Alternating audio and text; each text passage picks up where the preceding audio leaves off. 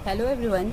आज हम cell organelles के फंक्शंस के बारे में कोई भी सेल होता है तो उसके बाहर की जो मेम्ब्रेन होती है उसे हम सेल मेम्ब्रेन बोलते हैं, जिसका काम होता है कि अदर सेल से वो उसकी बाउंड्री बनाता है। जस्ट लाइक दिस कि सेल नंबर 1 2 3 4, तो इसका सेपरेशन ये सेल बाउंड्री कर रही है, सेल मेम्ब्रेन कर रहा है। तो सेल मेम्ब्रेन क्या करते हैं, सेल्स को अदर से सेपरेट करता है और वो बाउंड्री क्रिएट करता है। और ये सेलेक्टिव परमिएबल इन नेचर होता है, मीन्स कि ये चीज़ों को क्या अंदर आना है क्या बाहर जाना है ये बहुत ही सिलेक्टिवली उसको ट्रांसपोर्ट करता है। नेक्स्ट, सेल के बीच में एक फ्लूइड प्रेजेंट होता है जिसको हम साइटोप्लाज्म बोलते हैं। तो एक जेली लाइक फ्लूइड होता है, मीन्स कि थोड़ा स्टिकी विस्कस होता है, मेंटेन करता है वो सेल सेप को, क्योंकि वो फ्लूइड है तभी तो वो उसके सेल्स का स्ट्रक्चर मेंटेन रख रहा है। और ये जितने भी जो भी एक्टिविटीज होती हैं, जितने भी ऑर्गेनल्स होते हैं, ये साइटोप्लाज्म में प्रेजेंट होते हैं। तो जितने भी एक्शंस होंगे, जितने भी रिएक्शंस होंगे, वो साइटोप्लाज्म के इनसाइड होते हैं। Next one is the nucleus. Nucleus जैसे हमारा बॉडी का ब्रेन होता है, हमारी पूरे बॉडी को कंट्रोल करता है, वैसे एक पर्टिकुलर सेल की बात करें तो उसको कंट्रोल करने का काम कौन करता है, हमारा न्यूक्लियस करता है। सो न्यूक्लियस जो होता है वो डीएनए, आरएनए और राइबोसोम्स को वो कंटेन करता है, मीन्स उसमें पाया जाता है, न्यूक्लियोलस उसके अंदर होता है और ये पूरे सेल को जितने भी सिस्टम होता है उनको कंट्रोल करने का काम करता है। And next one is the mitochondria. As we all know, mitochondria is the powerhouse of the cell, which means कि ये हमारे बॉडी में जो सेल होती है, जो भी हम फूड इनटेक करते हैं वो एनर्जी को एटीपी के फॉर्म में कन्वर्ट कर देता है। उस एटीपी को जब भी आपको एनर्जी यूज करनी है तो हम इस एटीपी को एक्सपेंड करके, this is called the currency of the cells, इनको आप खर्च करोगे तो आपको एनर्जी मिलेगी जिससे आप वर्क करोगे, जिससे हमारी बॉडी वर्क करती है। Next one is the lysosome. Lysosome is called suicidal bag are the digestive system of the cells, because जो भी हमारे बॉडी में जो भी सेल्स पर्टिकुलर फंक्शन परफॉर्म नहीं करते हैं वो उनको डाइजेस्ट कर देता है। बिकॉज लाइसोसोम्स के इनसाइड हाइड्रोलिटिक एंजाइम प्रेजेंट होता है। ये एंजाइम कोई भी हमारे बॉडी में फॉरेन पार्टिकल्स या हमारे सेल में एंटर करते हैं, ये उनको लाइक बैक्टीरिया, वायरस, अदर कोई भी पार्टिकल्स है जो इंटर किया है वो उसको डाइजेस्ट कर देता है। और लाइसोसोम अदर सेल ऑर्गेनल्स को भी डाइजेस्ट करने का काम करता है। Next one is the ribosome. ये हमारे बॉडी में प्रोटीन सिंथेसिस का काम करता है। So this is the site of protein synthesis. हमारे सेल में जो भी प्रोटीन सिंथेसाइज होते हैं ये राइबोसोम्स के इनसाइड होते हैं। ये एंडोप्लाज्मिक रेटिकुलम से अटैच भी मिलता है और प्लस ये साइटोप्लाज्म में फ्री मोड में प्रेजेंट होता है।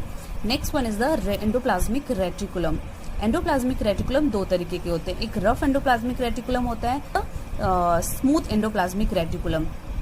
रफ एंडोप्लाज्मिक रेटिकुलम को हम रफ क्यों बोलते हैं, बिकॉज इसके ऊपर राइबोसोम्स अटैच होते हैं, जिस पे राइबोसोम अटैच होते हैं उस एंडोप्लाज्मिक रेटिकुलम को हम रफ बोलते हैं। इनका काम होता है, जैसे आपको पता है कि राइबोसोम्स प्रोटीन को सिंथेसाइज करता है, तो रफ एंडोप्लाज्मिक रेटिकुलम पे अगर राइबोसोम्स प्रेजेंट है तो उसका मतलब होगा कि वो प्रोटीन की सिंथेसिस ही करेंगे, उनका प्रोडक्शन करते हैं। Next one is the smooth endoplasmic reticulum. इसमें राइबोसोम्स अटैच नहीं होते इसलिए इनका सरफेस स्मूथ होता है। ये काम क्या करते हैं, ये जो भी लिपिड्स होते हैं, एस्टेरॉइड्स होते हैं, प्रोटीन्स होते हैं, ये इनको स्टोर करने का काम करते हैं। Next one is the Golgi body. अब जो भी चीजें आप देखोगे तो न्यूक्लियस से अटैच होता है आपका एंडोप्लाज्मिक रेटिकुलम, एंडोप्लाज्मिक रेटिकुलम से अटैच होता है आपका गोल्गी बॉडी। जो भी चीजें हमारे गोल्गी, अब जो एंडोप्लाज्मिक रेटिकुलम में हमारे प्रोटीन का प्रोडक्शन हुआ है वो ट्रांसफर होगा गोल्गी बॉडी में, और ये गोल्गी बॉडी क्या करेगी, छोटे छोटे वेसिकल्स के फॉर्म में, बॉल लाइक स्ट्रक्चर के फॉर्म में उनको डिटैच होकर के गोल्गी बॉडी से वो हमारे सेल के इनसाइड या आउटसाइड ऑफ सेल ट्रांसपोर्ट हो जाते हैं। So it is a factory in which protein received from the endoplasmic reticulum and further proceed and stored for transport. तो जो भी चीजें अब एंडोप्लाज्मिक रेटिकुलम में प्रोटीन का फॉर्मेशन हुआ है वो ट्रांसफर होगा गोल्गी बॉडी में, गोल्गी बॉडी उनको ट्रांसपोर्ट करने का काम करेंगे। वैक्यूल की जो मेम्ब्रेन होती है that is called the tonoplast, वो टोनोप्लास्ट कहलाती है। वैक्यूल भी स्टोरेज का काम करता है, जो भी एक्सेस सॉल्ट एंड मिनरल्स होता है हमारे बॉडी का, हमारे सेल के इनसाइड, वो उसको स्टोर करने का काम करती है।